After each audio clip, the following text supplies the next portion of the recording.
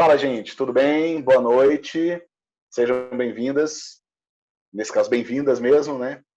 A nossa segunda aula, nosso segundo encontro da turma das 19 horas do curso Comida de Pensar, da Escola de Humanas. Esse curso Comida de Pensar, ele vai fazer uma trajetória, vai propor uma trajetória por meio do pensamento crítico, a partir da Era do Fogo até esse momento que a gente vive tão complexo, chamado pós-modernidade, talvez. E a gente vai fazer esse traço, esse trajeto todinho, discutindo vários temas. Hoje, por exemplo, a gente vai centrar nossa discussão na comensalidade, no primeiro momento, e no segundo momento da aula, a gente vai discutir arquitetura. É isso mesmo, vocês ouviram bem. E para a gente poder começar, primeiro eu queria não só dar as boas-vindas, mas agora que a gente está com um grupo fechado de quem vai fazer o curso para valer, ou seja, vai seguir junto, vocês viram que a gente tem um grupo no Telegram. Esse grupo não é para encher a paciência de vocês, como os grupos que a gente tem por aí. Esse grupo, na verdade, ele surge até de uma demanda da turma anterior do curso Comida de Pensar, que sentiu falta desse fórum, desse lugar para ser um fórum de debate continuado. Ou seja, para trazer e apresentar algumas dúvidas que vieram das aulas, ou então trazer algumas reflexões extra classe, né, que não deu para a gente poder tratar aqui, que a gente pode tratar, então, nesse curso, nesse grupo. Fiquem à vontade em aderir ou não ao grupo. Eu sei que eu acho que a maioria realmente está lá. E pode ser muito enriquecedor para a nossa jornada, tá? Até porque a proposta nossa é realmente que a gente faça um acompanhamento de vocês. Vocês vão ver que da metade para frente do curso vai ser um pouco mais individualizado esse acompanhamento. Por quê? Porque vamos produzir um texto. Esse texto vai ser publicado na nossa revista digital O Bicho Todo, como eu mostrei na aula magna. A gente tem essa revista que vai reunir os textos que vamos fazer aqui. Ah, mas eu não sou um acadêmico. Ah, mas eu não escrevo, não sou jornalista, nem nada. A questão não é essa. A questão é que a escrita a gente usa como processo, como parte desse processo de construção do pensamento. Então é um exercício que convido a todas vocês de fazerem, né, de aderirem. Vão ser textos curtos, né, textos de, no máximo, 4.500 caracteres, isso significa uma página ou uma página e meia de Word, fonte 12, alguma coisa assim. Mas pode ser um parágrafo apenas, uma pequena reflexão, mas que seja algo realmente autônomo, ou seja, um pensamento autônomo de vocês, que é o que traz para a nossa aula de hoje, que a gente vai falar sobre autonomia. Mas antes, eu queria pedir uma gentileza de vocês, por ser nosso primeiro encontro do grupo menor, eu queria então que a gente se apresentasse. Eu já recebi de vocês os formulários, vocês falando assim, né, algumas coisas sobre vocês, sobre o interesse no curso, e também uma bagagem profissional ou acadêmica ou, né, de estudante. E agora eu convidaria vocês a falarem um pouco, se apresentem aí um pouco para a turma mesmo, né, para a gente poder criar aqui alguns vínculos. Então, podem começar, fiquem à vontade. Quem gostaria de abrir nossa sessão de apresentações, essa rodada que a gente vai fazer?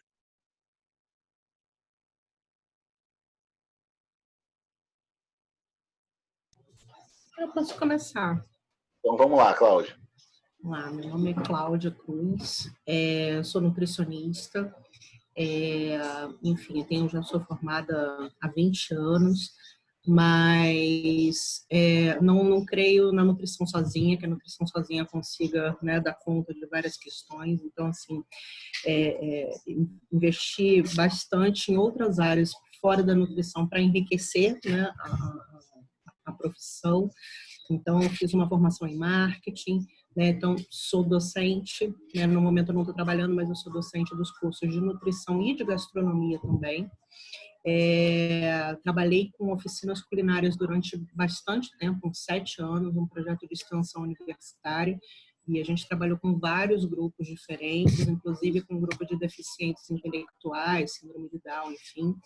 E essa simbologia da comida sempre me deixou muito curiosa, né? Eu gosto muito de pesquisar o para fora do nutriente, né? Então isso sempre me anima, né, de poder conversar, porque dentro da nutrição a gente raramente tem essas discussões, né? Então é bem bacana quando a gente vê outras iniciativas, né, apesar de ter que ir para fora da nutrição, mas enfim, né, acho que é por aí mesmo. Legal, obrigado, Cláudia. Aqui, justamente, o fórum é esse, né? A gente quer pensar fora desses lugares, né, disciplinares. Na verdade, a gente coloca até de uma forma anterior o nosso processo disciplinar como metodologia. A gente já parte dessa abertura, né, das caixinhas, né? Ana, Carolina? Olá, tudo bom? Boa noite. Eu sou nutricionista, sou do Rio de Janeiro, sou colega da Cláudia. A gente é conselheira no Conselho Regional de Nutrição aqui do Rio Espírito Santo. Então, a minha formação é um pouco diferente da nutrição. Assim, eu terminei nutrição em 2011 e aí eu sempre tive muito interesse em entender as nossas escolhas alimentares dentro desse ambiente que tem tanta comida disponível. E eu fui estudar neuro, então eu fiz um mestrado e um doutorado em neuroquímica, entendendo a influência do consumo de açúcar nessa formação de preferências alimentares. Então, toda essa parte da antropologia, da alimentação, da neurobiologia, o processo de escolha e seleção, isso tudo me interessa muito, a parte de comportamento alimentar.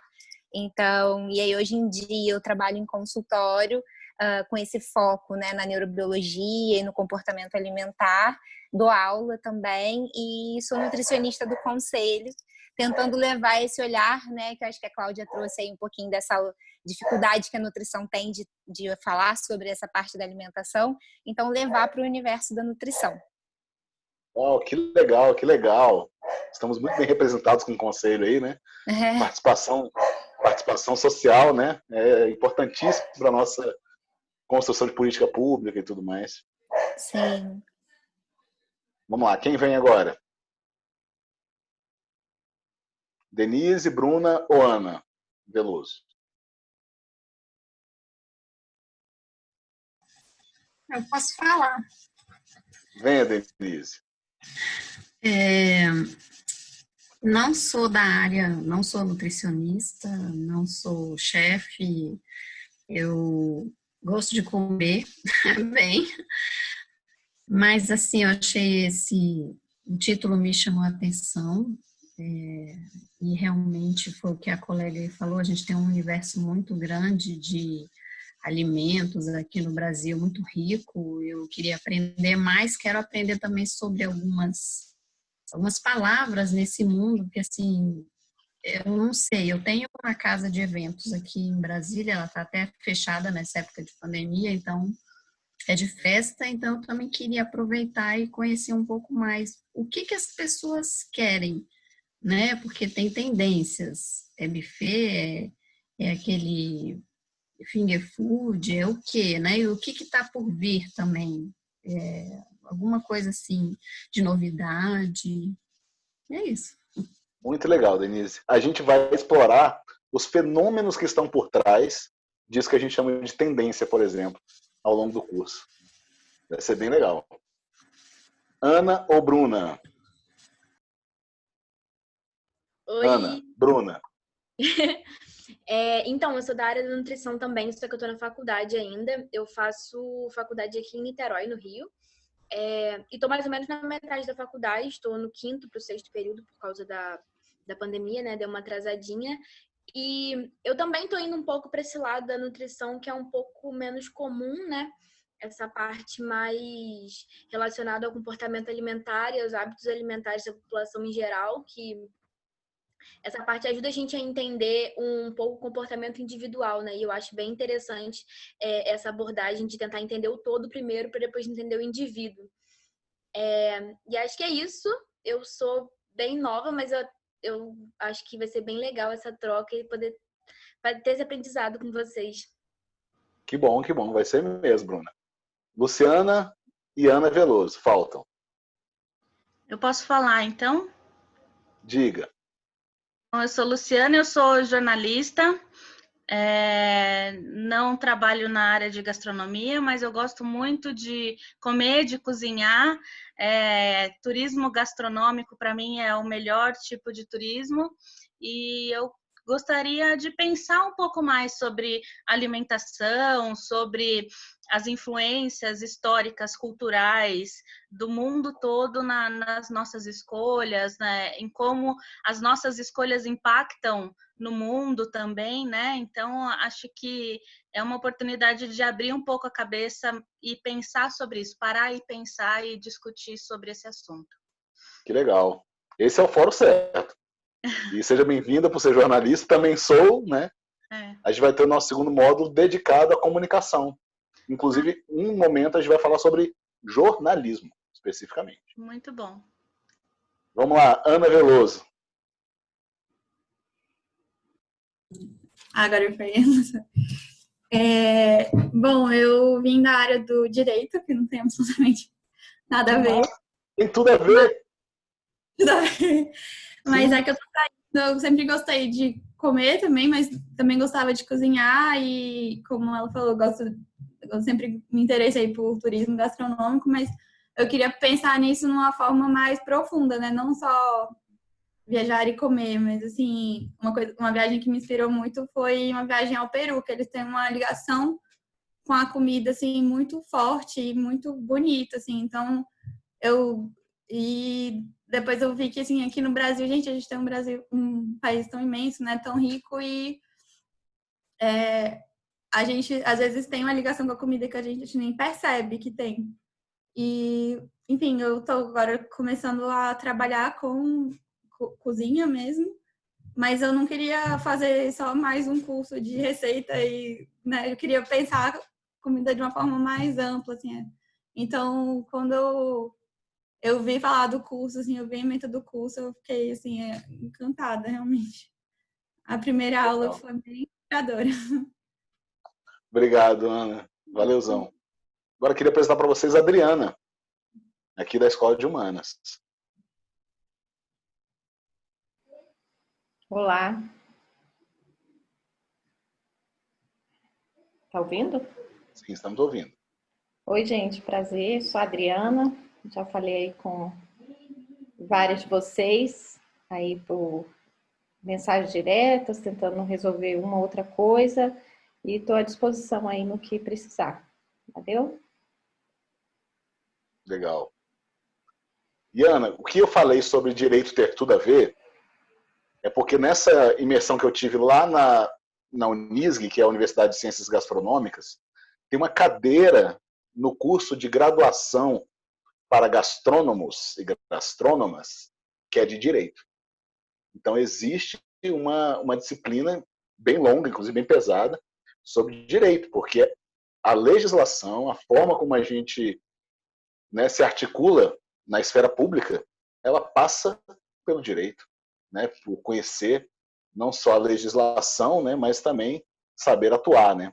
Toda essa área também de advocacy, né, de ativismo, também precisa dessa base, né, que é trazida pelos conhecimentos aí dessa disciplina, que é o direito.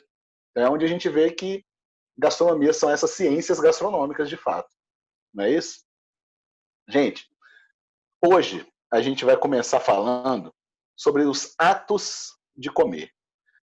Para quem é da área e para quem não é da área, provavelmente já ouviu falar desse termo, que o pessoal da nutrição certamente está muito acostumado, né, com esse termo que é o ato de comer. A importância do ato de comer, né, para os estudos da alimentação de modo geral, para a nossa alimentação, né?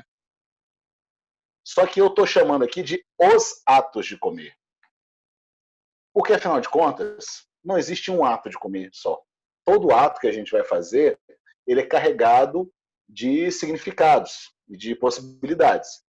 E aqui eu vou trazer alguns. Vocês podem, inclusive, trazer outros, né, à medida que a gente estiver conversando. Queria começar por esse primeiro ato, que é o ato básico, que é o ato, na verdade, ao qual a gente se refere sempre. Quando a gente fala sobre o ato de comer, a gente fala sobre o ato de se alimentar. Então, é o ato de nutrir, mas cuidar. é o que a nutrição tem como princípio aí, né? Que é essa dobradinha de nutrição e cuidado, mas que se a gente pensar na esfera da vida, dos seres viventes, principalmente dos animais, né, irracionais aí, ele tem a ver com natureza e com instinto, né? Nós mesmos, antes de qualquer coisa, né, só depois de respirar, né, a única coisa que tem antes do ato de comer para o ser humano é o respirar. Depois do respirar, eu quero comer. Então, a primeira coisa, o primeiro movimento que ainda é instintivo, que o bebê, quando sai de sua mãe, ele vai querer se alimentar. E a mesma coisa vai acontecer na nossa natureza, de um modo geral, né? Precisamos nos alimentar. E já está muito sabido, pelo menos entre nós aí, de que o ato de se alimentar, ele está há muito tempo já superado como um mero ato fisiológico. Ele é, obviamente, um ato com muito mais significância disso. Por isso que, Denise, você tem um buffet, não é isso? Uma casa de festas aí. Porque o ato de comer, ele não vem sozinho. Mas, antes dele se tornar esse ato social, ele é, sim, um ato educativo. O que é o ato educativo? Nada mais do que a geração de autonomia.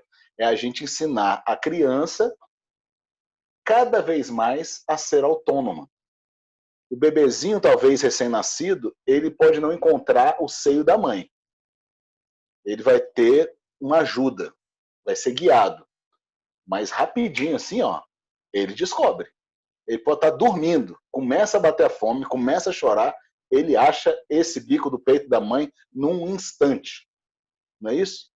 Vamos já exemplificar aqui, de uma forma aí, com uma leveza maior, trazendo uma referência da Disney, na verdade, do estúdio Pixar de animação, um filme chamado Piper. A gente vai ver esse documentário, essa animaçãozinha. Todas essas referências, gente, estão na nossa plataforma de ensino digital. Então, aqui a gente apresenta alguns trechos, por exemplo, mas o conteúdo completo, por exemplo, você pode olhar lá, se ficar interessado. Nesse caso do Piper, a gente vai mostrar o filme inteiro, porque é bem curtinho, tá? Então, para quem está assistindo a aula gravada, tem que clicar na descrição do vídeo, tem o link do Piper, ou então você entra lá na plataforma de ensino, nesse momento agora, e dá uma assistida para saber do que a gente está falando. E aí, muito fofo, né, gente? O Piper, ele é a demonstração de que o ato de comer ele é educativo. Né? Uma educação que não necessariamente é intelectual, mas ela pode ser empírica nesse sentido, não é isso? Por quê? O educativo, ele pretende gerar autonomia. E a autonomia é a grande chave da nossa discussão de hoje. Muitas vezes a gente pode pensar assim, que a chave, né, do ato de comer está no que a gente chama de ato social, que é o nosso próximo ato que a gente vai discutir. Comer é um ato social, obviamente. Sentamos à mesa para comer, nos reunimos para comer, não é isso? Assim como não existe sociedade sem linguagem, não existe sociedade nenhuma que não trate seus alimentos, que não cozinhe e coma seus alimentos de acordo com uma ordem social. E é por isso que é um ato social. Só que dentro do ato social, o termo mais importante é o da comensalidade. Porque comensalidade significa ou representa autonomia. Veja bem, comensalidade ele não é o simples ato da gente se sociabilizar à mesa, se reunir para comer junto. Porque isso até os porcos fazem. Né? Com a lavagem, eles entram em bando e vão comer. As hienas, quando estão ali disputando a carcaça de algum bicho, elas estão comendo juntas. Mas a comensalidade, ela tem muito mais a ver a esse desejo tão profundo que nos foi tolhido neste tempo pandêmico, não é isso, gente? De aglomerar. O nosso desejo de uma boa, velha e boa aglomeração, não é isso que a gente fala hoje e expressa hoje nas redes sociais, diante do isolamento social, O que a gente nos falta é justamente a aglomeração. E comensalidade, ele não é só o ato de aglomerar, mas sim de gerar uma autonomia em conjunto. Por que eu digo da autonomia? Eu falo da autonomia porque tem uma violência, para exemplificar isso, tem uma violência que eu acho que foi talvez uma das maiores, talvez a maior violência advinda do processo de escravidão. Quando a gente fala em escravidão,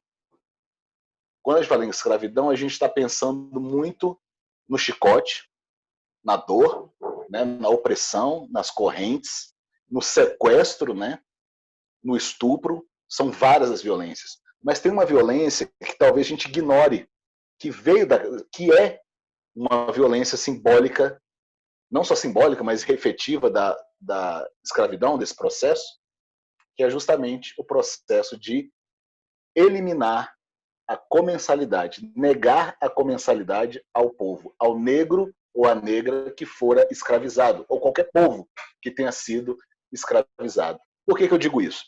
Porque por muito tempo vigorou o mito de que a feijoada, símbolo brasileiro, né, isso da nossa cultura alimentar, teria sido esse fruto, nessa criação linda a partir de negros que foram escravizados e que recebiam as partes, né, dos porcos, né, as partes menos nobres, e se juntava aquilo com feijão e fazia esse caldo maravilhoso, esse ensopado que passou-se a chamar de feijoada. Mas não, esse mito já está derrubado, inclusive cientificamente, né? Muitas pesquisas já trazem esse novo olhar, mas Gilberto Freire ele foi muito exitoso em trazer essa narrativa de uma forma, inclusive, muito coerente para a época, tá? que ele escrevia, sobre a feijoada ser o símbolo da mestiçagem. Mas é um mito por quê? Porque o povo negro que foi escravizado não pôde criar feijoada porque eles não tinham direito à comensalidade. Isso significa que eles não tinham direito a exercer ou cozinhar. O ato de escolher o que vai fazer. O que o negro escravizado, e é bom falar que foi o negro escravizado e não o escravo, porque a condição humana vem antes, tá? E a escravidão não é condição humana, mas sim uma condição, né, de opressão, né, dada pelo outro. Então, por isso que ele foi escravizado. E nesse processo, ele era tratado igual ou talvez pior do que os animais. Recebia rações, gente. Não tem esse negócio de criar feijoada. O português, o francês, há muito tempo já usava as partes menos nobres dos animais com feijão para fazer ensopado. O cassoulet já era isso, o cozidão português também já era isso. Então a feijoada nasce a partir desse acesso. Mas o importante é a gente entender que um povo que não tem comensalidade é um povo que não tem autonomia. Guarda isso aí que a gente vai falar daqui a pouco sobre autonomia de novo. Próximo processo, ato de comer como sendo um ato ritual. É claro, gente, temos vários rituais à mesa que são muito simbólicos e que são transcendentais. E quando a gente fala de transcendental, não é só religioso, tá? É também o ato de você, né, pedir a bênção pelo alimento, né, o ato cristão, por exemplo, de orar pela comida. Você tem o ato da prática de fazer o caruru da quarta-feira, inclusive hoje é dia, né, ontem de Cosme e Damião, em que se celebra aí também um evento ritualístico. Em volta da comida, há sim os rituais que são religiosos. Quando a gente fala dos rituais que são transcendentais, são aqueles rituais que a gente realmente se conecta com algum outro lugar. Né? Pode ser um lugar afetivo, da memória, por exemplo. É um ato transcendental, sabe? O ritual está sempre presente. Temos rituais que são rituais de comer desse jeito ou daquele jeito, não é isso? De fazer a noite da pizza, não é isso? A gente tem vários tipos de rituais. Não, hoje, no café da manhã, a gente sempre come tal coisa. Mas no café da manhã de sábado, a gente faz tal coisa. Então, esses são pequenos rituais que a gente vai fazer. consciente ou inconscientemente, a gente vai aderir a esses tipos de rituais, de ritualísticas, digamos assim. Depois do ato ritual, ou em conjunto, a gente pode entender que existe um ato comunicacional. O próprio ato ritual é um ato de comunicação também. Por quê? Comunicação envolve linguagem, comportamento e gestos. O nosso gestual, gente, é a coisa mais relevante que a gente tem para comunicar na mesa qualquer coisa. Não é isso? Você tem, inclusive, atos culturais. Dizem que em determinado lugar da China, que a China é um país continental, como o nosso também o é, então esses atos, esses gestos podem ser diferentes de região por região, mas na China, um exemplo de comportamento, quando você se agrada da comida que lhe é servida, é arrotar a mesa.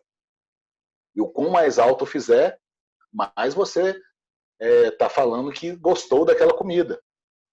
Por outro lado, você tem outros tantos de regras de etiqueta que significam isso ou outra coisa.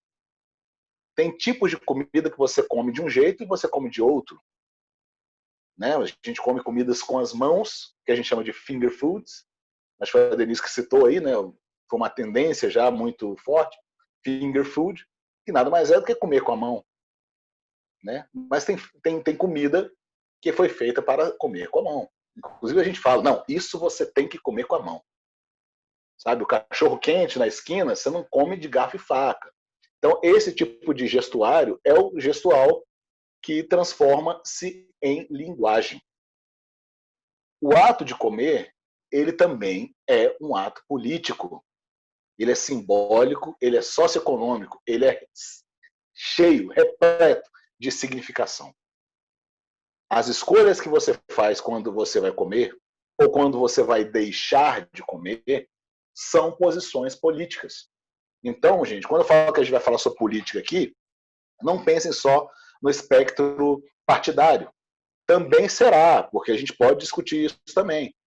Mas a gente está falando da política de um modo mais abrangente. Porque quando você escolhe ser vegano, por exemplo, quando você escolhe refutar qualquer produto que seja de determinada marca, porque essa marca usa princípios não éticos para sua produção, ou então usa ultraprocessados, ou elementos químicos que vêm aí de um acordo dessas grandes corporações com o governo para instituir essa dieta na sua mesa, isso é um ato político, quando você decide essas coisas. Você está dando um recado, por menos que você pense que esteja fazendo isso. O ato de comer, ele também é afetivo. É claro que é afetivo. O ato de comer, ele gera uma conexão entre as pessoas que comem juntas. E também é um registro de hospitalidade. O que é, na verdade, um tema muito importante para toda a nossa indústria da restauração, né, e da hospitalidade, ou seja, do turismo e da gastronomia. Vivem em torno desse vínculo afetivo. O vínculo do afeto, ele pode ser, sim, aquele vínculo que a gente já está cansado de falar, né, de cozinha afetiva. Vocês já ouviram falar em cozinha afetiva, não é isso? Normalmente, se refere-se à cozinha afetiva quando está falando muito da cozinha de vó, sabe? Eu faço uma cozinha afetiva, porque eu estou usando as receitas lá do receituário da minha avó, que ela deixou um caderninho para eu poder usar. E aquilo seria o símbolo do afeto. Mas a gente precisa ir um pouco mais profundamente. Veja, uma coisa está ligada à outra. Não são atos isolados, porque o ato afetivo de comer é um ato político. A partir do momento em que você confere autonomia a outra pessoa, quando você gera alteridade, a partir do momento que você dá um prato de comida para alguém que está precisando, aquilo já é um ato social, político. Um ato comunicacional, porque você está comunicando também por meio de gestos, e essa cadeia toda vai ficar conectada, né, numa grande narrativa. Então, o vínculo do afeto, ele é muito mais profundo e ele é político. Ele talvez seja o mais político, né? Não sei se tem como medir isso.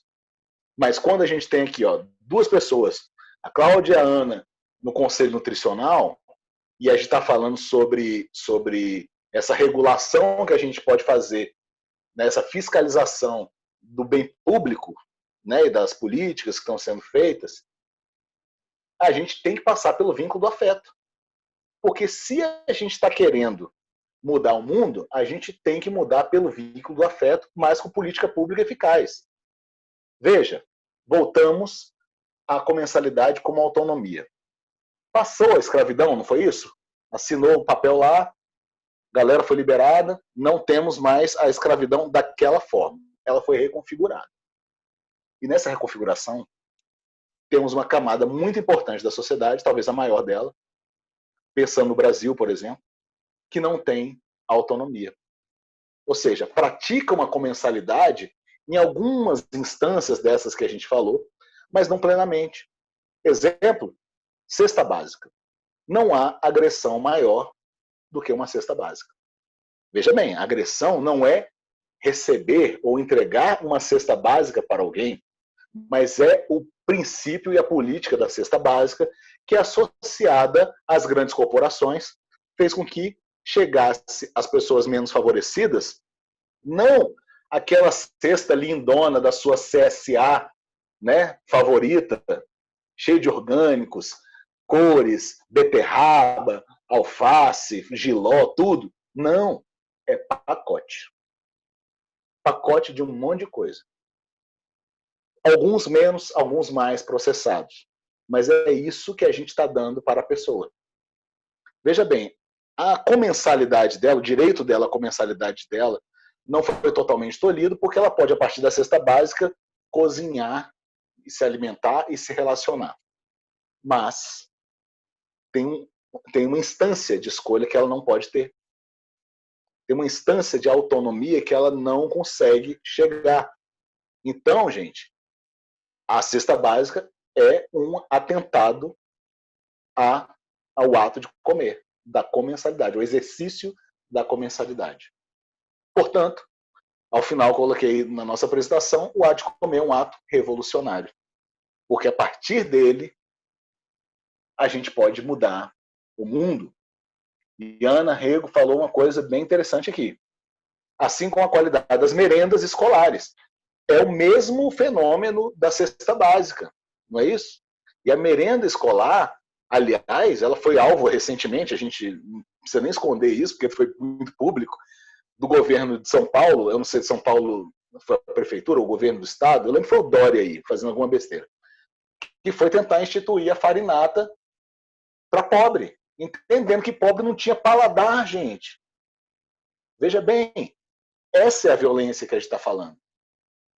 E é isso que a gente está se referindo. Do mesmo jeito que o senhor de escravos falava, o negro escravizado pode comer qualquer coisa, porque é bicho, vai comer ração, vamos fazer a mesma coisa com essa galera. Sabrina Fernandes soltou essa semana um vídeo sobre soberania alimentar, trazendo a diferença de soberania e segurança alimentar. Gente, essa vai ser nossa penúltima aula, que a gente vai tratar de segurança e soberania alimentar. Só que vai ser por outro viés. Vocês já estão começando a sacar, né? Que a gente sempre coloca um outro viés para conversar sobre isso. Então, assim, vamos ver. Vejam esse vídeo da Sabrina Fernandes. Ana Veloso, pode ficar à vontade de jogar esse vídeo no nosso Telegram, por exemplo, se você assim quiser, que fica como uma referência legal para a gente poder ter e até discutir em cima. Tá? Então, teremos vários momentos para discutir esse tipo de movimentos. Se vocês quiserem, a gente pode pensar num ato sexual, né, que a gente até falou na aula anterior, o ato de comer como esse ato erótico, né, ou sexual. O ato de comer, ele pode ser vários, né? Ele pode ser um ato, inclusive mecânico, né? Tem gente que come só para encher a barriga. Tem um ditado popular, né, meio engraçado assim, que fala que tem gente que come para viver e gente que vive para comer, não é? O mundo seria separado entre esses dois tipos de gente. Basicamente tentando mostrar que tem gente que não se importa com o que está comendo, entendeu? Desde que coma, né? E aí a gente volta falando ainda sobre essa opressão. Veja bem, a comensalidade, galera, não é um comercial de margarina. Aliás, tudo que a margarina apresenta em seu comercial, e aí eu estou usando a margarina só como exemplo, como um saco de pancada toda vez, ela vai criar uma falsa projeção do que seria a comensalidade a partir da celebração da indústria e da família de classe média burguesa norte-americana, dos subúrbios norte-americanos, que por característica central é branca. Então você tem vários problemas dentro do comercial de margarina que tentam falsear o entendimento de comensalidade e fazer com que esse tipo de produto, quando chegue na sua mesa e você o abra, você se sinta praticando a comensalidade com a sua família. De uma forma linda, que nem no comercial da margarina, não é isso? Eu comprei a margarina, eu tenho pão, eu sou que nem essa família. Só que o que a margarina está fazendo contigo a partir dessa narrativa é justamente achatar a sua participação no ato revolucionário de comer. E aí é onde a gente chega numa grande pérola de sabedoria popular dos anos 90, né? Para quem viveu aí muitos anos 90, não pode se esquecer do molejo, o grupo Molejão. O grupo Molejão falou o seguinte: não era amor. Era o quê, gente? Cilada. Não era amor, era cilada. Era cilada. Ele está se referindo à nossa relação amorosa, não é isso? Nesse nível amoroso, que a gente pode sim se confundir entre amor e cilada. Né? Quantos de nós já o fizemos? Né? Se a gente for entrar nessas histórias, né, gente? Sai de pé. Né? Tem gente, cada um vai tentar ganhar com uma história pior do que a outra aí. Mas a gente está suscetível a isso, porque somos seres emocionais, emotivos. A gente se deixa levar pelo aquilo que parece amor. Mas a gente precisa saber que pode não ser. Então a gente tem como uma indicação bibliográfica para a gente, na verdade fonográfica, o podcast Prato Cheio. Não sei se vocês viram lá no nosso material da plataforma EAD, mas tem lá o link para o podcast Prato Cheio, que é do pessoal do Joio e o Trigo. O Joio e o Trigo é um grupo, é um pessoal muito legal, né, que faz jornalismo engajado, né, na área da alimentação e também fact-checking, né, checagem de fatos. E eles têm esse podcast. E aqui, especificamente, eu pego a inspiração deles, que eles vão falar. Não era amor, era aditivo.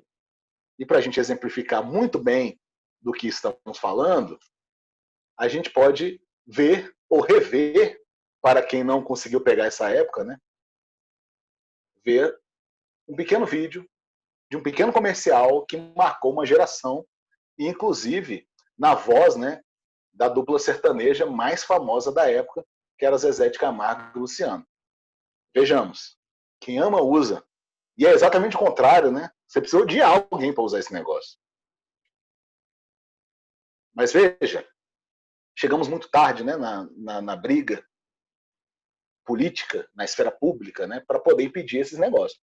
Inclusive, a gente está falando disso no momento em que o nosso guia alimentar está sob ataque, né, nesse momento, né, uma reformulação que quer ser feita, na verdade, para beneficiar justamente o Sazon. O Sazon como esse exemplo que a gente pegou, né? Mas a gente pode falar de tantos outros. Não era amor, era aditivo. Então, nesse falseamento dessa narrativa, neste caso publicitário, e se a gente for pensar no nosso momento de hoje, comunicacional, é um problema midiático, não no sentido das mídias já estabelecidas, tá? Mas das narrativas que a gente tem.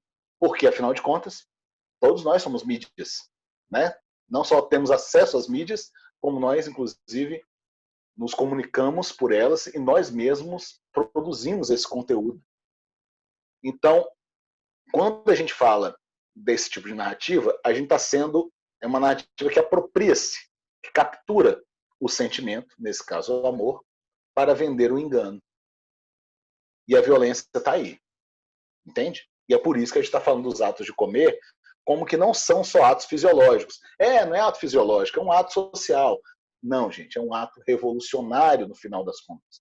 E que se comunica e se costura por meio desses atos que a gente colocou aí, ritualístico, social, afetivo, tudo passa por esses lugares, digamos assim.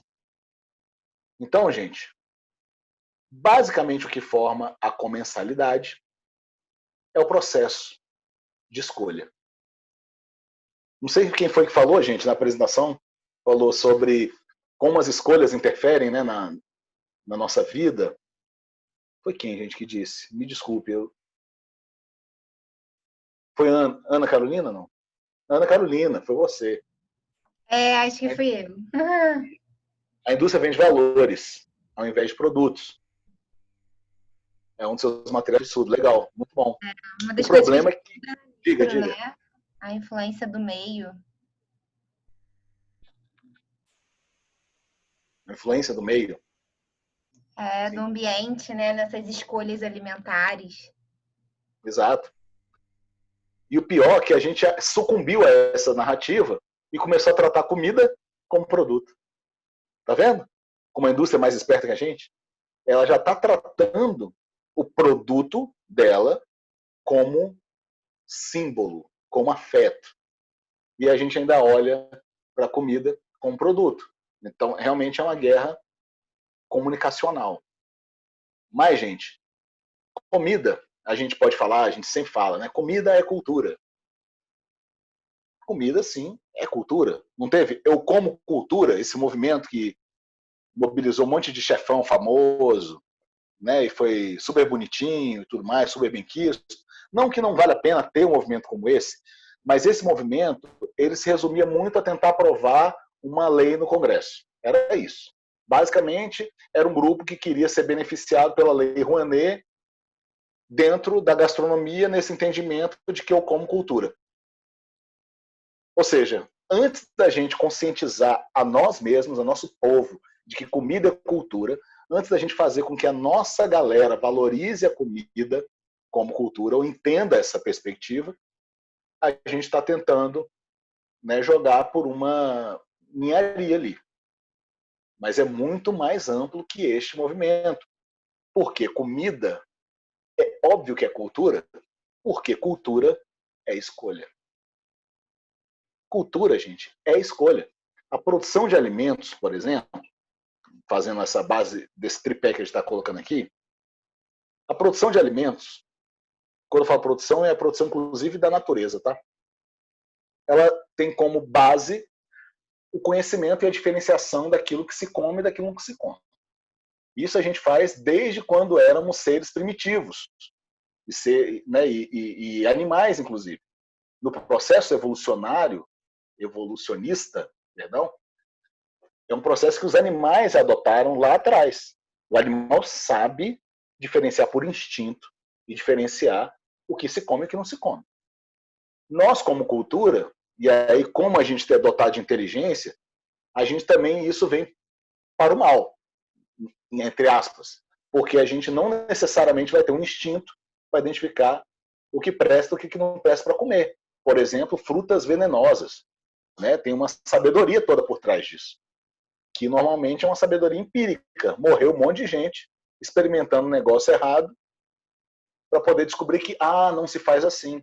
Precisamos cozinhar a mandioca por 5 dias para essa mandioca não nos matar ao comermos. Então cria-se um processo de fermentação para proteger o nosso próprio sistema imunológico da doença que aquela comida vai nos trazer. E a gente está falando, gente, dessa diferenciação como uma base. E depois a gente tem essa base, que a gente já tem, digamos, já vem de fábrica, né? A gente tem ou estabelece as trocas de conhecimento. Nessas trocas de conhecimento, a gente molda o nosso forma de consumir. Os encontros e intercâmbios. Gente, esses encontros e intercâmbios não é só você ir lá para a China e voltar. E aí, eu fiz um encontro, intercâmbio, e agora eu tenho esse conhecimento. A gente está falando das mínimas coisas. Né? A gente está falando dentro da nossa casa, mesmo conflito geracional, entendeu? Entre o que nossos pais nos ensinam e nossos avós, que é diferente, existe uma troca de conhecimento ali. Até o momento de hoje. Hoje, gente, você não precisa ir para lugar nenhum para cozinhar a coisa mais complexa do outro lado do mundo. Você vai ter um vídeo, sabe, na internet, provavelmente até com legendas ativadas em inglês para uma língua que você não conhece, por exemplo, para você conseguir ter acesso a uma determinada receita. E você pode cozinhar do jeito que você quiser, e fazer e comer e acessar aquilo a partir dessa troca de conhecimento que é digital hoje. E o que molda, né, que costura toda essa nossa forma de se relacionar uns com os outros e nós com os alimentos, são os avanços tecnológicos. Desde o fogo, como primeiro avanço, a faca, a cozinha, né? Nem sempre foi a mesma coisa no curso da história. O fogo, gente, é onde a gente vai parar um pouquinho hoje para conversar e depois a gente salta para a cozinha para falar sobre arquitetura, que eu prometi para vocês e fico falando isso só para vocês ficarem curiosos, assim, entendeu? Por que a gente vai falar de arquitetura? Calma lá, gente.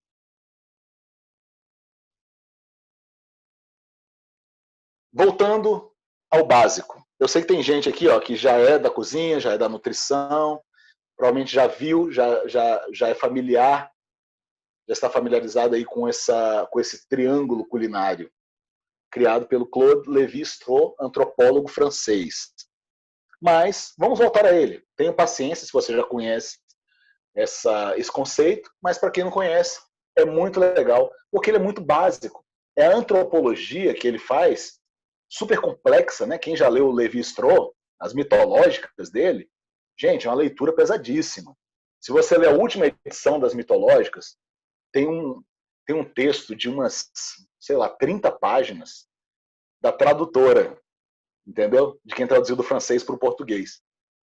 E nessas 30 páginas, ela mostra o quão difícil foi essa tarefa para ela, que é antropóloga, né, e fluente em francês, de traduzir a obra para o português.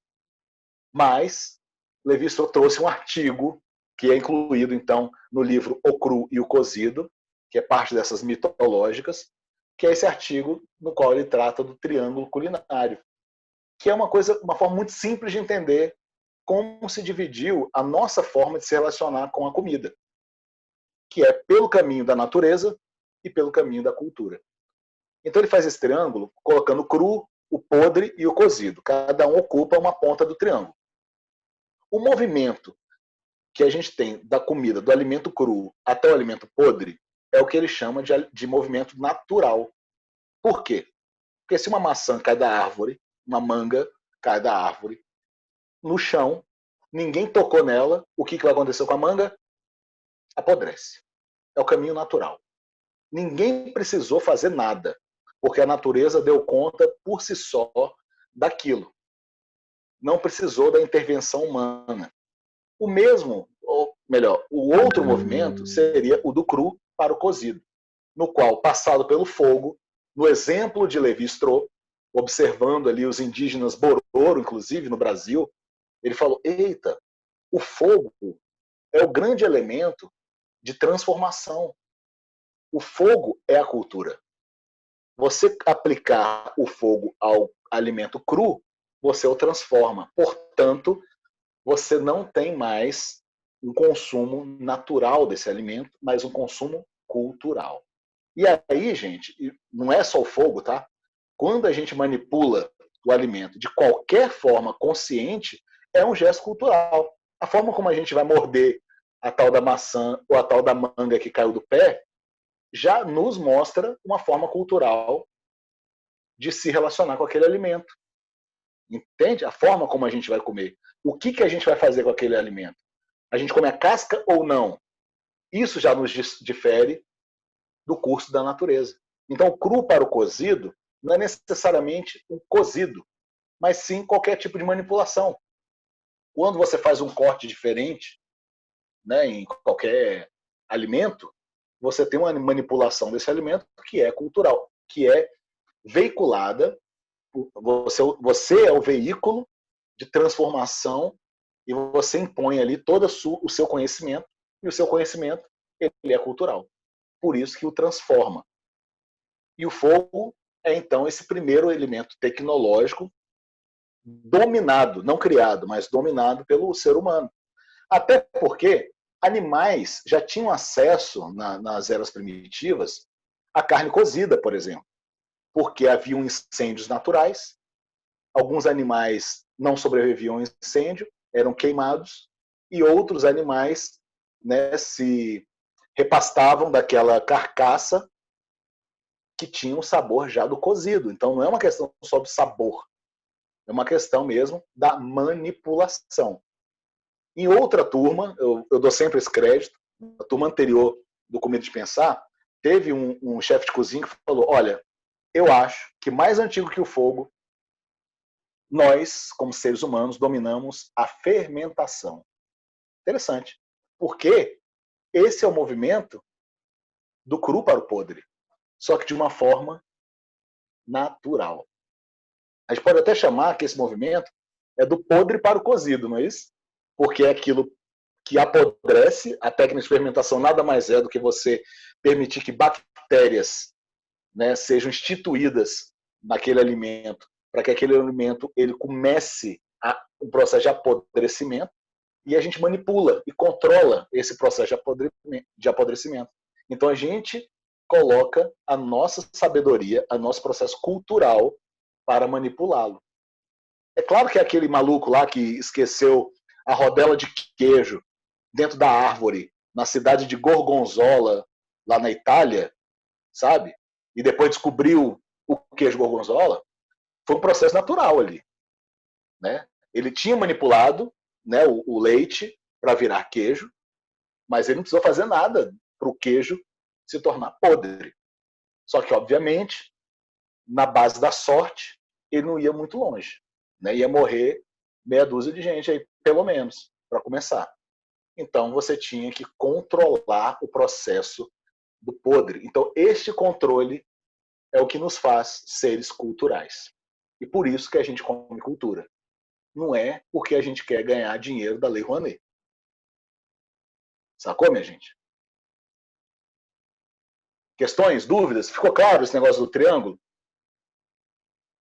Né? Porque a gente tem um grupo aqui que também não está acostumado com a parte do estudo da alimentação, né? E eu já peguei uma outra turma anterior que falou assim, mas isso aí a gente está careca de saber. Eu falei, sim, mas vamos ajudar a galera que não conhece e também vamos me ajudar também, né, a entender melhor isso.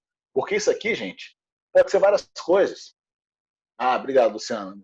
Muito legal. Hoje de tarde mesmo, o Marcos Monteiro, que é chefe, ele falou, então, vamos transformar esse triângulo num losango e colocar esse caminho do podre para o cozido, né, como o fermentado. A gente pode, aliás, a gente pode quebrar as barreiras desse triângulo e fazer essa mistureba toda que a gente já fez, entendeu?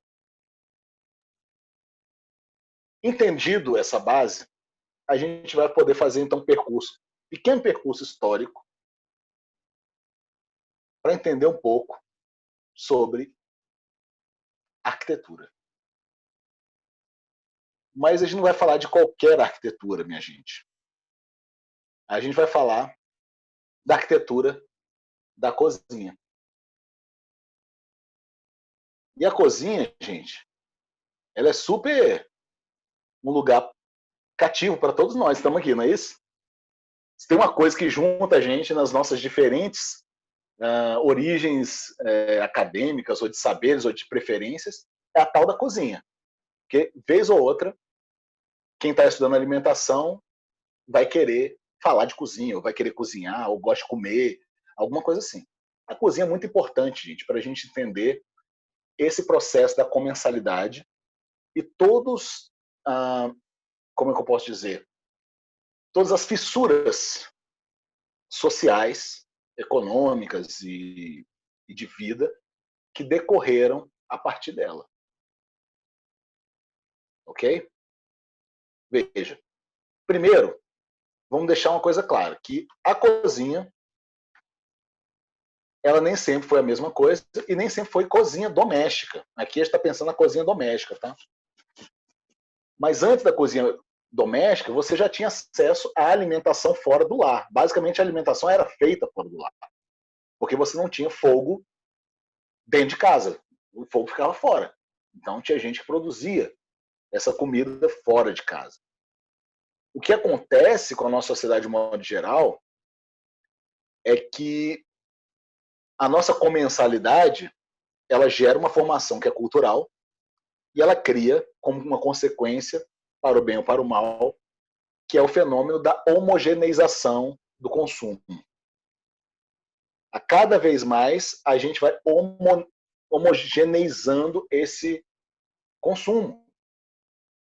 Por mais antigos que somos, em termos culturais, tá? Porque, como rito, a gente vai nesse processo de achatar uma ritualística para poder atender a demanda do grupo social, e neste momento agora a gente o faz sob o signo das mídias digitais. Tá? A gente vai também falar muito sobre isso. Mas bem, o fogo nos separou dos animais, com a fermentação também, porque a gente o dominou. Ninguém mais fez isso. O ser humano, a partir daí, se empenhou em domesticar a natureza, que inicialmente se tornaria um ato de reivindicação da sua autonomia, não é isso? Que é uma coisa boa. Mas, por meio da nossa ótima inteligência, né, que é provida, sobretudo, de ganância, a gente fez isso com a nossa vida, né? Com a nossa natureza, com o nosso meio ambiente. Então, a gente reivindicou nossa autonomia sobre a natureza, mas como a gente não a respeitou em seus limites e biomas, e, enfim, no espírito da ética mesmo, ecológica, isso se voltou até nós. E o fenômeno da comida nos trazendo essas pestes está aqui neste momento entre nós. Né? O coronavírus nada mais é do que uma peste, né, 2020, que nasce justamente da nossa má manipulação e antiética da natureza. A culpa não é porque os chineses comiam sopa de morcego, mas é porque a gente fez com que esse morcego se tornasse parte de uma cadeia de tráfico de animais, tirando o bicho lá do seu habitat natural para poder fazer dinheiro, e isso se volta contra nós. E vai se voltar sempre. Então são os dois lados da tecnologia, não é isso? Mas bem, superado esse entendimento, vamos pensar aqui um pouco na cozinha, pela ótica da arquitetura. Veja, a arquitetura, ela vai determinar a forma como a gente se relaciona. Já pararam para pensar nisso? Não estou falando que ela é a determinante, né, a Coca-Cola do deserto, não. Ela é um dos fatores muito importantes para determinar esses lugares. E para a cozinha, ela é importantíssima. Primeiro, você não existia cozinha, como essa ideia que a gente tem hoje de uma coisa privada, de um cômodo. Né? Até porque a consciência de privacidade é uma coisa muito nova, gente. Ela vem depois da Idade Média. A gente passou a Idade Média inteirinha sem ter esse entendimento. Esse entendimento de cozinha privativa, ele podia existir na história antiga se a gente estivesse referindo aos faraós, né, aos imperadores, né, a essas altas castas. Mas nas castas populares, isso não existia. Aliás, é muito difícil a gente conseguir remontar toda a nossa história da comensalidade a partir de nós, né, do povo. Porque os relatos que a gente tem são os relatos do vencedor. Já ouviram falar nesse negócio da história do vencedor? A história do vencedor é o que dita as regras no mundo moderno. Por quê? Porque a partir das conquistas, os conquistadores, eles têm como rotina, né, como modus operandi, destruir ou apagar a história do povo que foi conquistado para poder colocar a sua narrativa. Por que a gente, até, sei lá, 10, 15 anos, ainda tinha na escola uma aulinha de descobrimento do Brasil. Quem que descobre o Brasil, gente? Isso aqui já se chamava, já tinha até nome, né? Era Pindorama. E a gente vai falar sobre isso daqui a 2 aulas. Então, assim, a gente apaga uma história para criar uma outra história e a gente vai colocar a narrativa de quem venceu a história. É isso que é a ideia da história do vencedor. E é por isso que a gente não tem esses acessos. Mas a gente consegue fazer algumas conexões justamente a partir desse processo, dessa evolução, né, da cozinha, da arquitetura da cozinha. Antes, a cozinha ela era um anexo da habitação. Tá vendo? Ela era compartilhada e não integrava o que a gente chama de intimidade, porque refeições eram feitas ao ar livre. Ou mesmo em casa, no abrigo aí da chuva, por exemplo, elas eram feitas sem muito critério ritualístico no sentido do mobiliário, né? Da cozinha, disso que ela representa hoje para a gente. Por quê? A Idade Média, a gente não precisa nem muito longe, se a gente pegar ali abaixo da Idade Média, lá 1300, 1400 mais ou menos, nesses anos, a gente vai ter uma casa popular, uma casa até burguesa, muito despida de móveis. Eram lugares para você dormir. A ideia de conforto, de repouso, não era uma ideia, uma consciência muito clara para o povo da Idade Média. Aliás, gente, essa proposta de que a cozinha era um anexo da habitação, ela vigorou na própria Europa até o século XIX. Por quê? Porque para a cozinha se tornar um cômodo privado, ela precisava de saneamento básico, precisava de uma estrutura de esgoto, de fossa sanitária, alguma coisa. Né? Que nem os banheiros. O banheiro popular era um banheiro coletivo, era um banheiro que ficava fora da casa. Não sei se vocês têm roça ou já estiveram em roça, né? Mas até pouco tempo, na roça, o banheiro era esse lugar, fora da casa, não é isso? Era uma casinha de madeira que você ia para lá. Ou seja, século XX, século XXI, isso ainda existe. Mas aqui a gente estava falando de uma estrutura. Beleza. Como que a cozinha vai sair de um anexo da habitação para ganhar esse lugar de cômodo privado? Bem, primeiro, que a noção de lar ela era muito pobre até aí antes do século XX. A ideia de lar e de família simplesmente não existia para as classes pobres. Quando a gente fala de herança, né? Quando a gente fala de dinastia, a gente está falando sempre da aristocracia e do poder político e econômico. De qualquer lugar do mundo. Porque o pobre mesmo, ele divide consigo aí, com seus pares, né? Essa forma sofrida, né? Quem escreve sobre isso é um camarada chamado Hibitniski. Não sei se vocês já ouviram falar nele. É um nome esquisitíssimo, eu não estou falando certo também não. Mas vou colocar até como sugestão ali no nosso material de curso. Ele vai falar, por exemplo, que a típica casa burguesa do século XVI, ou seja, já depois da Idade Média, já caminhando para a Revolução Francesa, né, como marco histórico, digamos assim, ela servia como moradia e como local de trabalho também.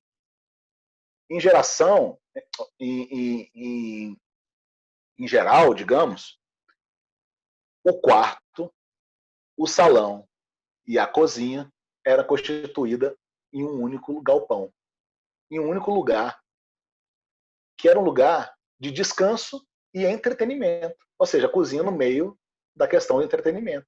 Então, quando a gente vai falar em turismo gastronômico, galera, não é coisa nova, gente. No século XVI já rolava turismo gastronômico. Entendeu? Por que até hoje a gente se reúne na cozinha? Não é isso? A gente se reunia, né, antes da pandemia aí, era muito comum. Recebia a gente em casa, e obviamente quando a gente tinha um pouco mais de intimidade, mas talvez nem necessariamente, a gente recebia as pessoas na sala, mas de repente estava todo mundo na cozinha. Porque ali, os cheiros, os barulhos da cozinha, sabe? Aquele mistério do que está sendo cozinhado, aquela expectativa de comer aquela beleza, a barriga roncando, e as melhores histórias são contadas na cozinha. Então, a cozinha como um cômodo privado, essa novidade, ela era entendida, então, do mesmo jeito como a sala de jantar, o lugar de entretenimento e de confraternização. E aí vamos pensar agora na experiência brasileira. A experiência brasileira nos traz, ainda no Brasil colonial, pensando aí também no século XVI, a Casa Grande. E aí é onde a gente chega numa problemática importante para a gente. Por quê? A Casa Grande, ela, por um acaso, né, ela é muito evoluída nesse sentido arquitetônico, a ponto de ter uma cozinha. Só que a cozinha da Casa Grande, ela era um símbolo muito maior de servidão e de opressão do que de ambiente íntimo privado. Porque quem habitava a cozinha era quem, gente? Os negros e negras escravizados. Então, gente, veja bem, aquele termo horroroso que, ainda bem que muita gente dessa geração agora nem está ouvindo mais, mas aquele termo de que fulano tem um pé na cozinha, o que significa isso, gente? É um termo racista. É um termo racista que quer identificar o seguinte: ah, fulano tem o pai preto, entendeu? Tem um pé na cozinha. É uma das contradições, né, da nossa mestiçagem celebrada. Como, o brasileiro é mestiço. O brasileiro é mestiço, mas de repente você aponta o dedo e fala, mas você tem um pé na cozinha. Não é isso? Significa que você tem um passado negro. Seus ancestrais foram escravizados e você faz parte de uma casta intelectualmente, inclusive, inferior, por ser negra.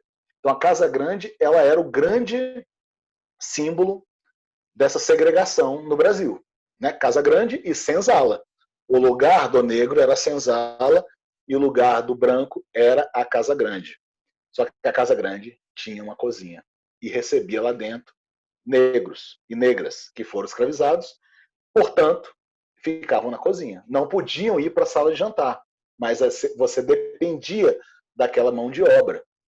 E por isso que foi feita a arquitetura desta forma, para comportar esse tipo de relação que a gente mantinha com o pessoal que nos servia, né? Falando aqui da Casa Grande, por exemplo.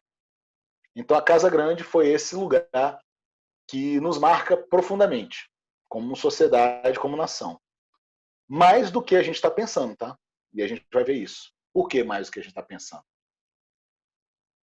Bem, na virada do Brasil colonial já para o Brasil imperial, você tinha Portugal ditando, né, naturalmente, as cartas das etiquetas ou da construção mesmo pública, né, da arquitetura. Então, em Portugal, foi definido esse aí que eu coloquei para vocês de fogos e fogões. Para vocês terem ideia, as pessoas que eram pobres, portanto, não tinham fogão, não tinha fogo, que também era um sinônimo para fogão, elas não eram consideradas no censo. Eu coloquei fogos e fogões porque era uma das perguntas do censo português, tanto para Portugal como para o Brasil, sob domínio português, entre colônia e império. Então, o que acontecia? Você perguntava, esta cidade tem quantos fogões? Tem 100 fogões. Você pensava a partir dali. Olha mais uma vez a história do pobre, né, das castas populares, que eram inclusive mais numerosas, sendo apagadas. O fogo ou fogão já era um símbolo também de elitismo. Você tinha mais capacidade, mais poder econômico. E também, do ponto de vista agora mais logístico, a arquitetura da cozinha doméstica começa a fazer uma pequena separação entre cozinha suja e cozinha limpa. Já ouviram falar isso, gente? A cozinha suja era colocada do lado de fora, como era antes. Aqui, ó, quando era um anexo da habitação, ó, ela ficava do lado de fora, não é isso? Aqui ela já começa a ficar do lado de dentro. E aqui ela fica do lado de fora e do lado de dentro. Por quê? A cozinha suja era uma coisa muito mais pensando na higiene e no saneamento, né? Na falta do saneamento básico. A cozinha suja era a cozinha onde você fazia abate, limpeza de bicho, onde você fazia fritura, tudo aquilo que fazia muita sujeira ou exalava muito odor. Então você começa um processo de higienismo da cozinha a partir daí.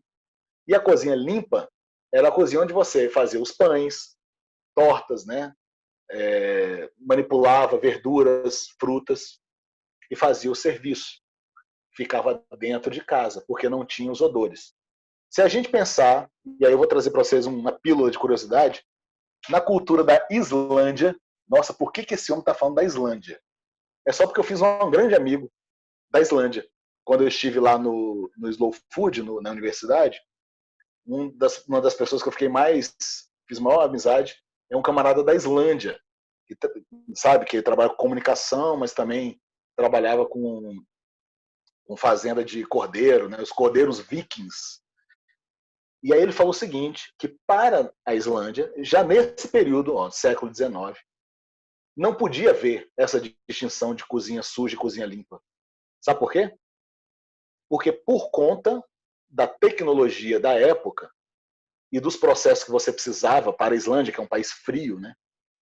Você precisava defumar peixe, bicho, qualquer coisa. Então você fazia uma cozinha estruturada para ser como se fosse uma estufa de defumação permanente. Então você passava o dia inteiro com a caldeira ligada para esquentar a casa e cozinhando comida. E aquele vapor todinho defumava os peixes, por exemplo, dentro da própria cozinha. Entende? Então aí é uma separação cultural, né? Um choque cultural bem interessante para a gente enriquecer esse debate. Joia? Beleza, historicamente está resolvido a arquitetura da cozinha doméstica. E aí chega num lugar que a gente consegue conhecer ou reconhecer melhor. Que eu estou chamando aqui, não fiquem chocadas, a nova Casa Grande. A cozinha e o caso do quartinho de empregada. Vamos refletir um pouco sobre isso, gente? Para a gente começar a pensar sobre isso, eu trouxe para vocês aqui um trecho do filme Recife Frio. Já assistiram? Alguém? Ah, legal. Eu vou mostrar só um trecho, mas o filme completo tá liberadíssimo dentro da nossa plataforma EAD, você chega lá. Beleza? Só é clicar no Recife Frio. Recife Frio é um documentário de 2009 do Kleber Mendonça Filho, só que é um falso documentário chamado de mockumentary, ou seja, documentário debochado. Desse documentário, ele faz uma narrativa, inclusive o narrador está falando em espanhol, e ele está falando sobre um fenômeno que aconteceu em Recife, que de repente chegou uma frente fria só em Recife, que fez com que Recife caísse a temperatura para abaixo de 0 grau. Então mudou tudo. Para o recifense, que está acostumado com calor, o bicho pegou. Tá? Então só fiz esse preâmbulo para vocês conseguirem acompanhar esse trechinho aqui. Mas depois você assista o filme inteiro, ele tem 25 minutos, por isso que a gente não vai passar todo, por causa de tempo, mas um trechinho aqui para o nosso exemplo vai ser importante. E aí? As relações mudam, né, gente? Maravilhoso. O menino trocou, gente, de quarto com a empregada, cara. Entendeu? O frio é maior do que a vista. Então, sempre novas formas de oprimir. Isso nos traz a pensar essa arquitetura, essa instituição arquitetônica brasileira, como é dito no filme, não é isso? O quarto de empregada, e aí eu te digo, inclusive meu filho, um dia desse, ele perguntou, porque na casa da minha sogra tem essa arquitetura, né? Que é a arquitetura tradicional brasileira, e aí ele falou assim, ué, por que o quarto da empregada não está junto com os quartos? Porque, afinal de contas, aqui são os quartos. E por que ele fica na cozinha? Uma pergunta de um menino de 7 anos. Ele fica na cozinha porque não pertence justamente à intimidade. A cozinha se torna um novo lugar reconfigurado de servidão. É claro que agora a gente tem uma nova regulagem, né, uma nova regulamentação dessas relações, que prevê, inclusive, pagamento, inclusive direitos trabalhistas, por mais complexo seja toda essa discussão, tá, gente? Mas ele reflete, ou ele reconfigura um espírito escravagista, no qual o quarto no qual se dorme, ele pensa na estrutura da senzala, que era esse anexo externo, né, externo à habitação. E a cozinha, como esse lugar que a gente trouxe para a intimidade, mas que é uma cozinha normalmente pequena, junto com uma área de serviço, na qual a empregada fica ali, estabelecendo ali o lugar onde ela pode se sentir pertencida, o lugar de trabalho. E não raro, você vai entender também que essas relações também têm os ajustes na própria comensalidade. A empregada come na cozinha.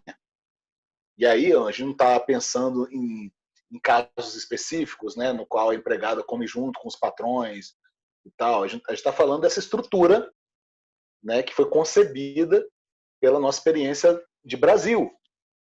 Essa instituição do quarto de empregada traz também a ideia de que a empregada ela não pode ser vista, ou não pode ser colocada no mesmo ambiente da família, né? Então ela não entra na intimidade, não participa desse processo da intimidade. E no filme Recife Frio ele vai ilustrar de uma forma super crítica, né, a partir dessa mudança de valores, uma vez que o frio chega em Recife, onde era muito quente. Então o quarto da empregada, que era o lugar mais quente, é o lugar agora mais desejado da casa, porque é o mais quentinho. Não é isso? Então é um exemplo, é uma estrutura aí arquitetônica que nos faz refletir sobre esse lugar. Mas, em algum momento da evolução dessas construções arquitetônicas, a gente começa no Brasil a espelhar uma experiência que é a experiência americana, que já vinha, na verdade, de muito tempo, porque, diferentemente do Brasil, você não tinha a profissão, a função da empregada doméstica, né, nesse período do pós-guerra, sabe? Pelo menos ele era um pouco mais... ele era acessível apenas para as altas classes. No Brasil, a classe média tem uma relação com empregada, né? Muito por conta aí também de uma questão financeira, por conta do abismo social que a gente tem, que é diferente do abismo social dos Estados Unidos. Mas os Estados Unidos, eles inventaram arquitetonicamente isso que a gente no Brasil cunhou como cozinha americana, uma nova reformulação da cozinha. A quem a cozinha americana favorece? Favorece a intimidade, sim, do lar.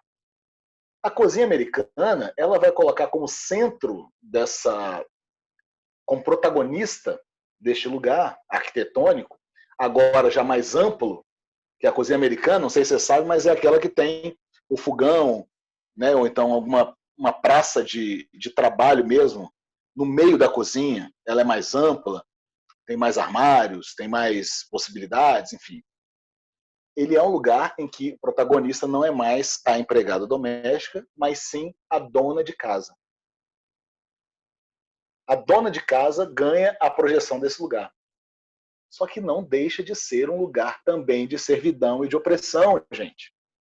Só que agora é por uma outra estrutura, uma outra relação, não mais de patrão-empregada, mas sim de marido e mulher.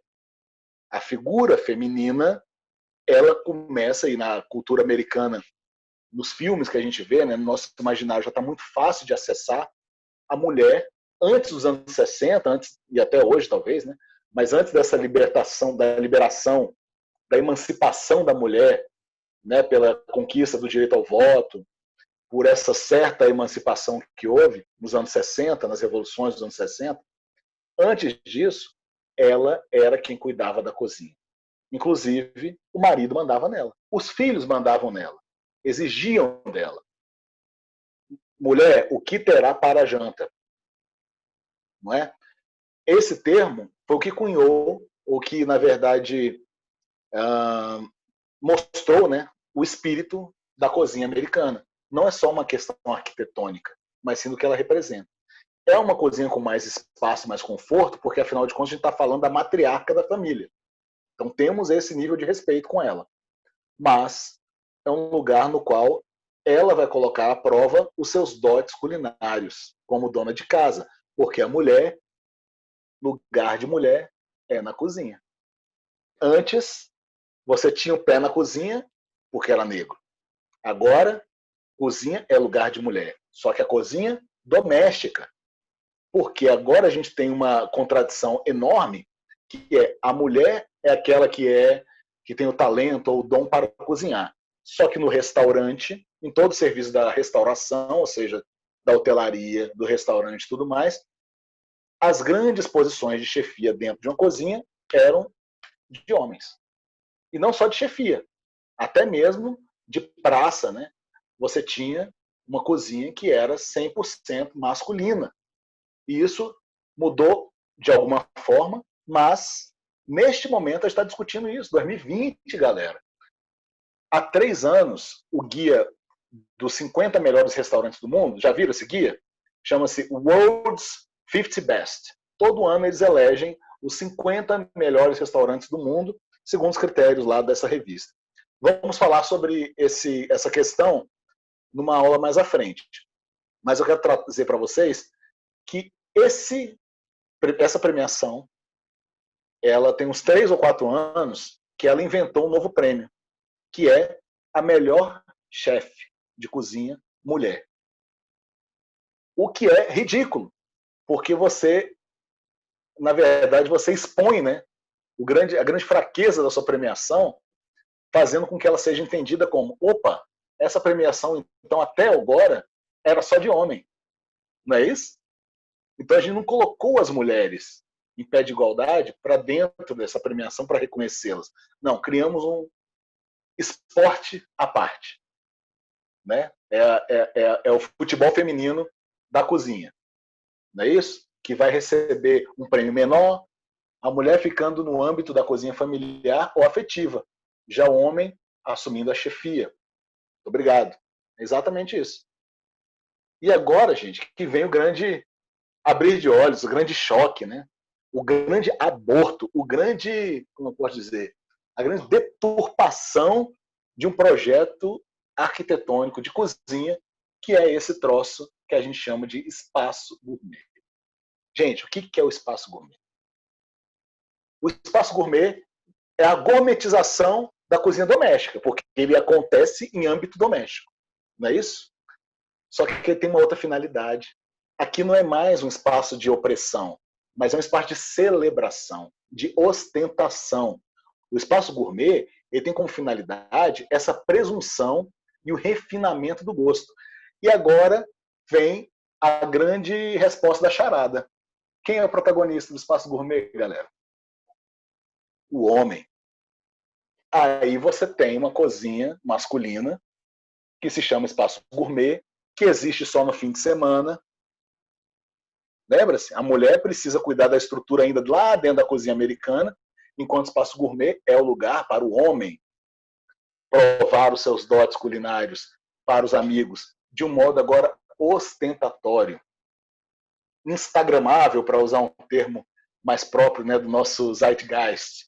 Então, o espaço gourmet, ele é basicamente o refinamento daquela ideia de fazer o churrasco, sabe? De repente, o homem quer entrar na cozinha. Ah, porque é churrasco, isso aí é coisa de homem. Vamos cortar carne. Então, você muda. Ó, tá vendo como existe uma brincadeira dos símbolos aí? As mulheres cuidam das coisas delicadas, da torta, ou faz as guarnições, o arroz, né, a verdurinha, não sei o que, e o homem faz a carne. Porque é aquele espírito que a gente tem primitivo, de que a mulher fazia a colheita enquanto o homem saía para caçar. E a gente traduz isso para esse lugar burguesinho nosso, neoburguês, né, do espaço gourmet, no qual a gente não caça, tem todo o higienismo do negócio, a gente pega o corte já pronto, mas a gente passa aquele sal grosso, a gente veste aquele avental de couro que está na moda, coloca a luva preta, que tudo quanto é Instagramer de churrasco usa, não é isso? Para fazer cortes numa churrasqueira, que já mudou de nome, e agora chama-se pit, ou então defumador, né? E usa um smoker, né? E vai mudando um monte, esse léxico todinho, né, ele vai sendo transformado a partir do símbolo do refinamento, do falso refinamento do gosto. Porque esse homem do espaço gourmet é o mesmo homem que não vai saber fazer um arroz com feijão. Não vai saber. Nunca fez. Mas o risoto com filé ao molho de redução de vinho, ele é craque. Entende? Então, é esse o lugar do espaço gourmet. É um lugar forjado para ostentar ou para ser uma vitrine da sua própria presunção. Né? É um lugar narcisístico, assim, que a gente cria por meio dessa arquitetura que nos permite isso, para a gente poder celebrar o quê? Uma comida gourmet. O próprio nome já mostra essa mudança. Não tem mais cozinha no nome. Não temos mais o pé na cozinha. Entendeu? Não é uma cozinha, é um espaço. Entende? Você não pode chamar de cozinha. Não vai colocar o homem na cozinha. Não, para o homem ele precisa de um espaço. O que nos leva a isso que eu estou chamando aqui de recozinha. Que é justamente a cozinha... Opa, vamos lá, Cláudia. Ah, legal. Cláudia aponta aqui que é o mesmo significado, né, das barbearias e dos salões de beleza, né? Ou que para o homem era o barbeiro, né? Era só barbeiro. Ah, eu vou lá no meu barbeiro. Não, agora eu vou lá no meu barber. Lá no barbershop, né? Deixar minha barba retinha e fazer o meu coque samurai. Bebendo uma cerveja. Tá vendo? Porque precisa também reforçar a identidade do homem. E é por isso que tem os símbolos de futebol, ou então tem esses nomes esquisitos, né? A barbearia do ogro, né? Sabe? Então, assim, tem que ter essa coisa masculinona, sabe? E eu confesso o seguinte, eu sou um exemplo disso, porque como tantos outros homens, a gente está num fórum neste momento aqui só feminino, estou me colocando aí para vidraça, por favor, usem isso. Eu tinha esse preconceito de que, assim, cara, eu não vou numa cabeleireira, entende? Isso antes da modinha do barbershop, nem importava muito com esses negócios, mas tinha um preconceito ali, um machismo, entendeu? Que me recusava, me impedia de poder chegar a uma cabeleireira para cortar o cabelo, porque ela corta cabelo. Aliás, ela provavelmente vai fazer melhor do que o meu barbeiro lá, entendeu? Enfim, esse debate ele é muito rico para a gente entender essa estrutura social e de gênero que a gente está colocando aqui, entendeu? De um modo muito claro, tá? E muito honesto e livre mesmo, tá, gente? E vocês estão livres para comentar e para interromper também, né? Por favor. Ah, esse lado masculino do espaço gourmet, né, Denise? De fato, passa batido. Mas você vê que o homem ele quer assumir o protagonismo do espaço gourmet. Primeiro que o espaço gourmet ele é um espaço que é mais, digamos, elegante do que a cozinha, não é? Ou seja, um lugar fora da cozinha. Normalmente é numa varanda ou num quintal, sabe? Ou se é num condomínio, é naquele salão de festa.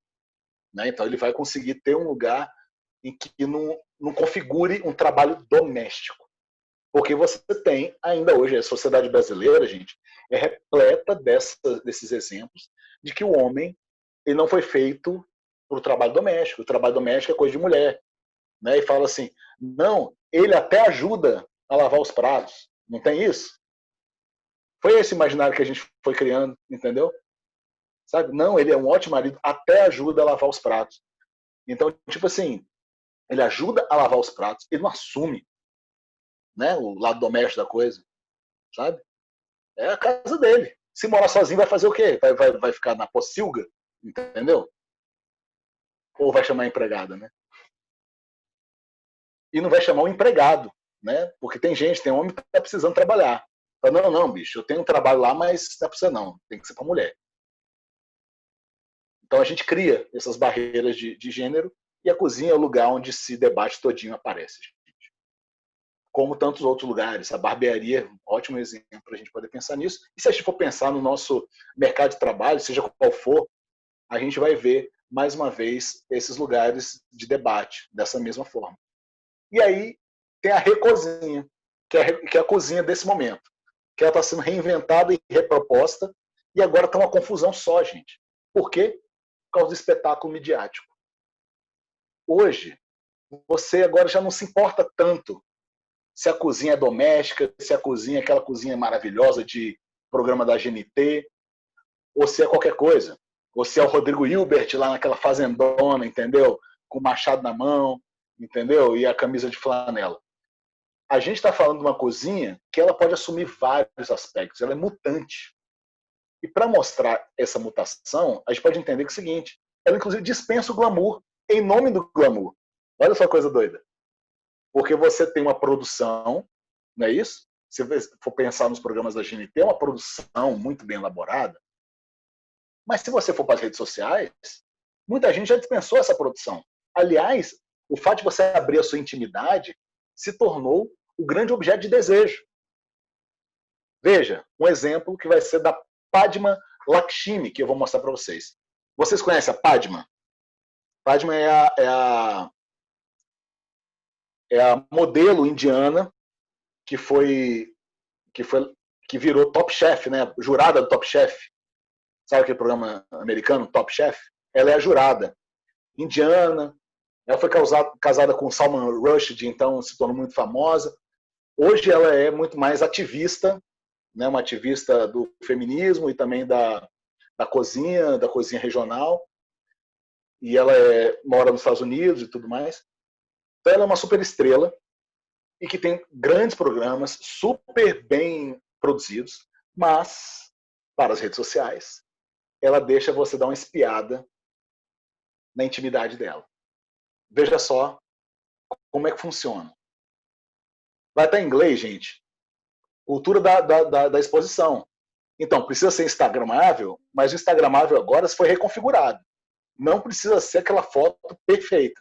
Aliás, quanto mais imperfeita, mais natural vai parecer. Entende?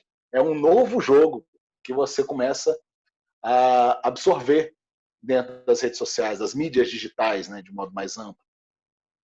O vídeo está em inglês, gente, com uma legenda em inglês, mas o que importa ali são mais os gestos, tá? Observem isso. E eu só vou mostrar um trechinho muito pequeno.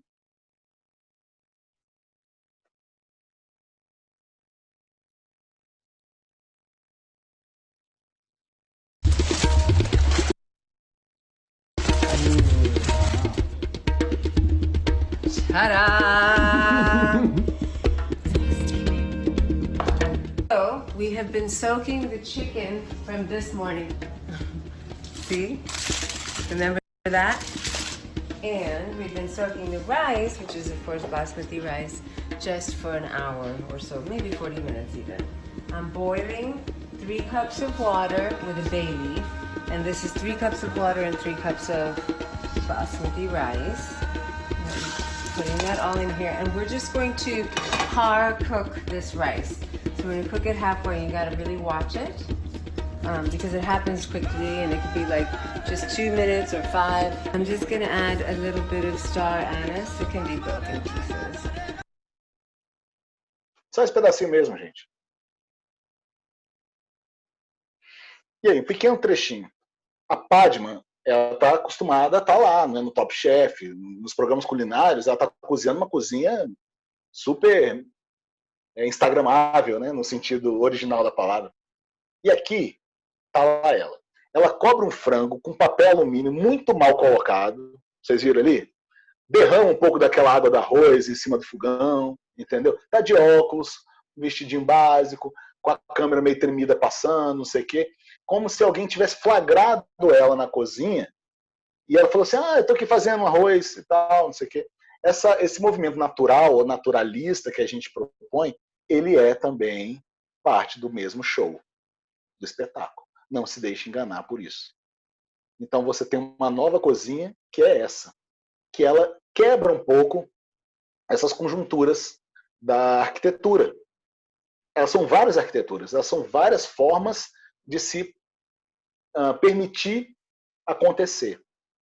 E claro que ela vai esconder do mesmo jeito várias diferenças, várias contradições, né, e várias questões que vão estar aí para a gente poder levantar, entende?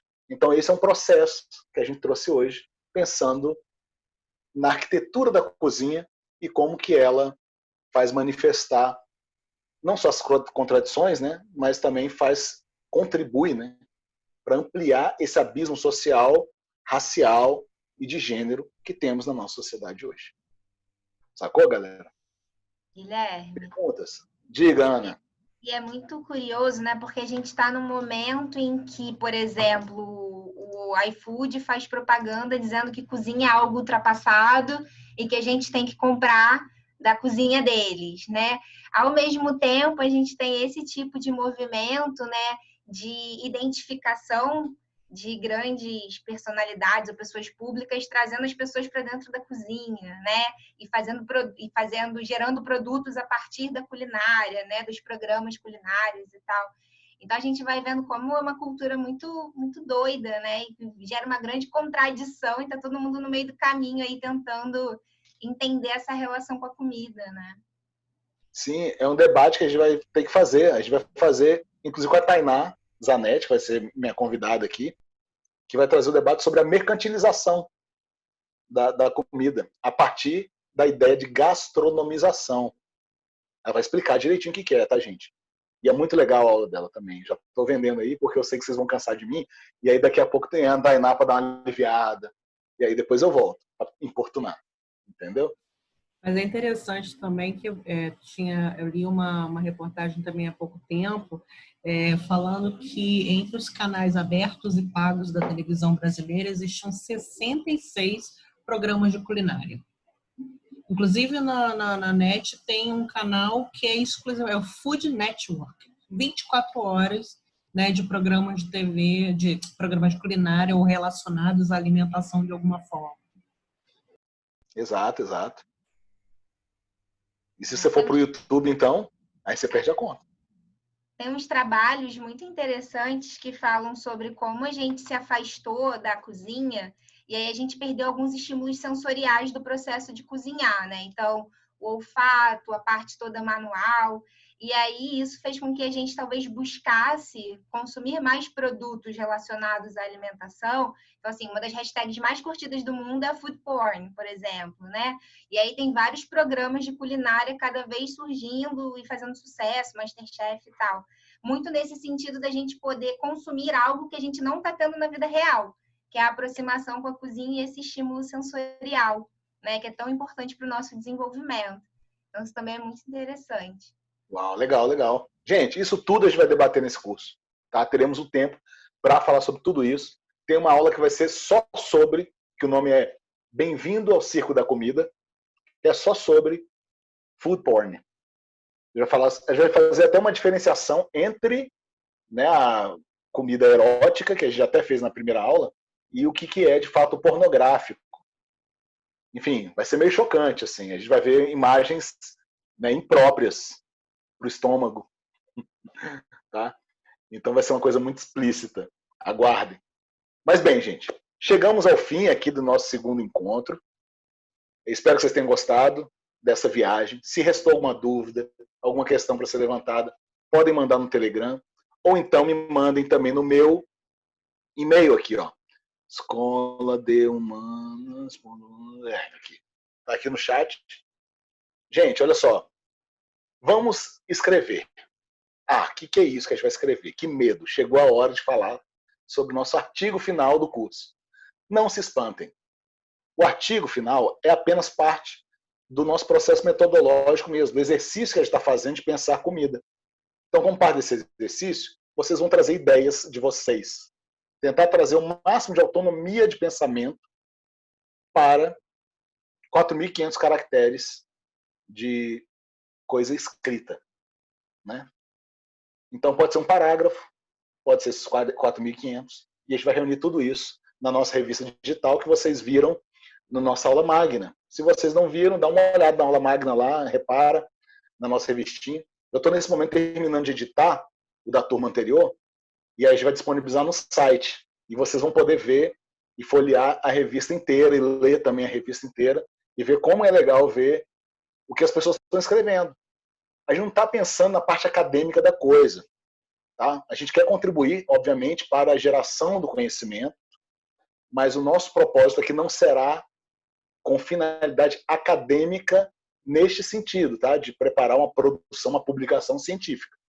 A gente vai publicar uma publicação de um pensamento coletivo e autônomo, celebrando, né, esses nossos debates, né, por exemplo. Bem, gente, para a próxima aula, vamos falar sobre Idade Média e construção de Brasília. O que uma coisa tem a ver com a outra? Vocês vão ver. Tem algumas referências lá já, se vocês quiserem se antecipar à aula. Se não quiser, não tem problema. Gente, esse curso vocês podem fazer na pegada de vocês. Se quiserem mergulhar nas leituras, mandem ver. Se conseguir só ver uma coisa ou outra, não tem problema, tá? Recuperar depois, podem fazer isso também. Essa metodologia vai permitir que a gente faça isso coletivamente.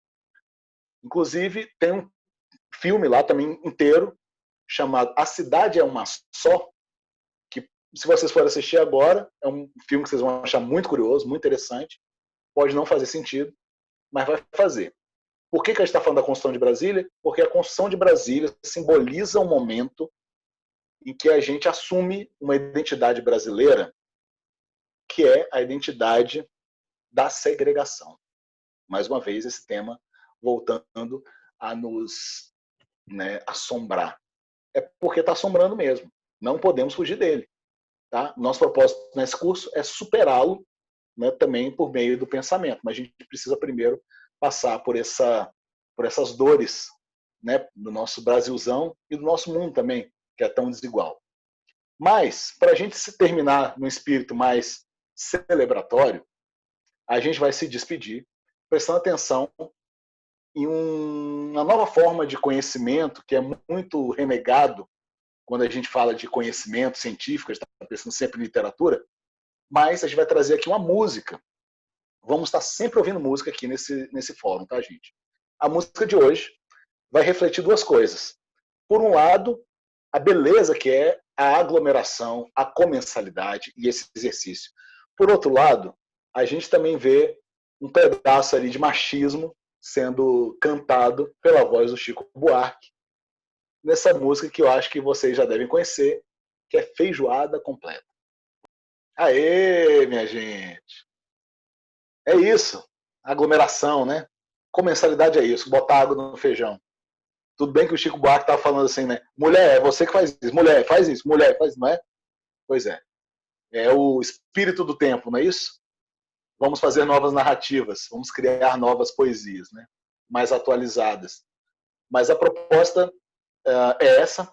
Para a próxima aula, então, vocês têm um material para vocês se divertirem ali na nossa plataforma digital. Tem também já das outras aulas, já estou começando a colocar, quem quiser já se organizar para ficar lendo ou vendo. Mas a gente também vai tentar trazer sentido a toda essa conversa, todo esse debate nos nossos encontros aqui presenciais.